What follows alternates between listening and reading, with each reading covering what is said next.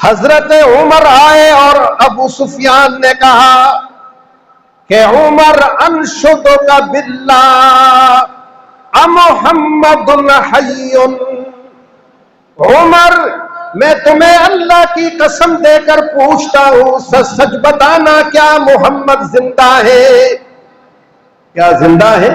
ان کی سب سے بڑی خوشی رسول اللہ کو مارنا تھا کہ حضور مارے جائیں، شہید ہو جائیں تو جھگڑا ہمارا ختم ہو جائے۔ کہنے لگا انشدک باللہ امحمد حی، میں تمہیں اللہ کی قسم دے کر پوچھتا ہوں کیا محمد زندہ ہے؟ حضرت عمر نے فرمایا دشمن خدا محمد زندہ ہے، ابو بکر بھی زندہ ہے، اور میں تمہارے سامنے عمر کھڑا ہوں، میں بھی زندہ ہوں۔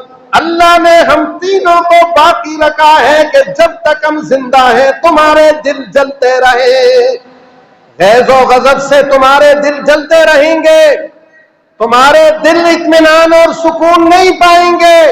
اللہ نے محمد کو بھی زندہ رکھا، ابو بکر کو بھی زندہ رکھا، عمر کو بھی زندہ رکھا کہ تمہارے دل غیظ و غضب میں جلتے رہے۔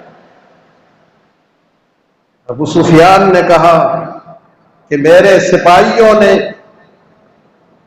ابن قمیعہ نے تو مجھے یہ خبر دی ہے کہ وہ محمد کو مار چکا ہے صلی اللہ علیہ وسلم۔ کہا کہ ابن قمیعہ میرا سپاہی جھوٹ بول سکتا ہے مگر تم جھوٹ نہیں بول سکتے، تم میرے سپاہی سے زیادہ کردار والے ہو، تم میرے فوجی سے زیادہ سچے ہو، میرا فوجی مجھے غلط خبر دے سکتا ہے مگر تم غلط بات نہیں کر سکتے۔ یہ ہے کافروں کی رائے مسلمانوں کے بارے میں، یہ ہے کافروں کا تاثر مسلمانوں کے بارے میں۔ یہ تاثر ہم کھو بیٹھے ہیں، اپنے بارے میں یہ تاثر ہم کھو بیٹھے ہیں۔ ابو سفیان نے کہا کہ ہم اور تم برابر ہو گئے، بدر میں تم کامیاب ہو گئے تھے، احد میں ہم کامیاب ہو گئے۔ یوم بیوم بدر، آج کا دن بدر کے دن کے بدلے میں ہے۔ 1 سال پہلے تمہیں فتح و نصرت ملی اور آج ہمیں کامیابی ملی، ہم اور تم برابر ہو گئے۔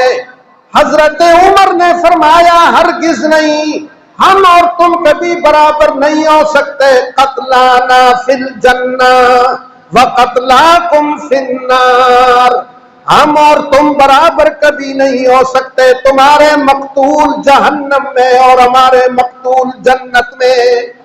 برابری کیسے ہو گئی؟ ہمارے مقتول، ہمارے مارے ہوئے جنت میں ہیں، تمہارے مارے ہوئے جہنم میں۔ ابو سفیان پکار اٹھا اولو ہبل، اولو ہبل، ہمارا خدا ہبل، اس کا سایہ ہم پر ہمیشہ رہے، ہمارا خدا ہمیشہ رہے۔ ہبل ان کے اللہ کا نام تھا، ان کے خدا کا نام تھا۔ اللہ کے نبی نے فرمایا اسے جواب دو کہ ہبل نہیں رہے گا ہمیشہ، اللہ اعلی و اجل، اللہ ہمیشہ رہے گا جو بزرگوں برتر ہے۔ ابو سفیان نے کہا لن العزى لا عزى لكم، مسلمانوں ہمارے پاس عزا ہے۔ عزا بھی ان کے خدا کا نام تھا، عزت دینے والا۔ کسی کا نام رکھا تھا عزا، کسی کا نام رکھا تھا ہبل، مختلف نام رکھے تھے، سینکڑوں خدا بنائے تھے۔ کہنے لگا لن العزى لا عزى لكم، ہمارا عزا ہے تمہارا عزا نہیں۔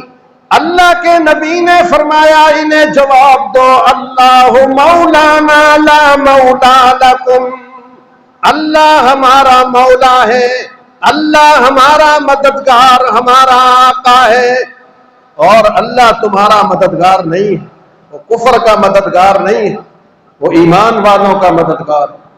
ابو سفیان نے کہا کہ محمد، میں دعوت دیتا ہوں تمہیں، اگلے سال پھر جنگ کی، اگلے سال بدر کے میدان میں پھر آمنا سامنا ہمارا اور آپ کا ہوگا.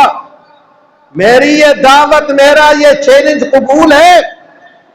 مسلمان سنگین حالت میں ہیں، 70 مسلمان شہید، مسلمان ٹوٹے پوٹے ہیں. نبی کریم علیہ السلام نے ان سنگین حالت میں، اس شدید حالت میں آپ نے فرمایا کہ تیری دعوت اور تیرا چیلنج قبول ہے. آمنا سامنا ہوگا اگلے سال بدر میں. اپنے نبی کی دلیری دیکھو، اپنے نبی کی جرت دیکھو.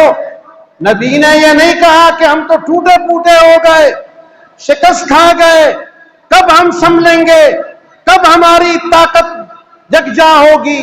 ہماری طاقت تو بکھر گئی ہے. اللہ کے نبی نے فرمایا کہ تمہاری دعوت، تمہارا چیلنج قبول ہے، اگلے سال پھر آمنا سامنا کریں گے تمہارا. اللہ اپنے حبیب پر ہزاروں لاکھوں بے پناہ رحمت نازل فرمائے. یہ تعلیم دیتے ہیں ہمیں رسول اللہ. یہ حوصلہ، یہ ہمت، یہ جرت ہمارے اندر پیدا کرتا ہے اللہ کا نبی. وہ ہمیں بزدل نہیں بناتا، ہمیں ڈرپوک نہیں بناتا، ہمیں دنیاوی طاقتوں سے ڈرنے والا نہیں بناتا. دنیاوی طاقتوں کے آگے ان کی آنکھوں میں آنکھ ڈال کر بات کرنے والا بناتا. فرمایا چیلنج قبول ہے تمہارا، اگلے سال پھر آمنا سامنا ہو.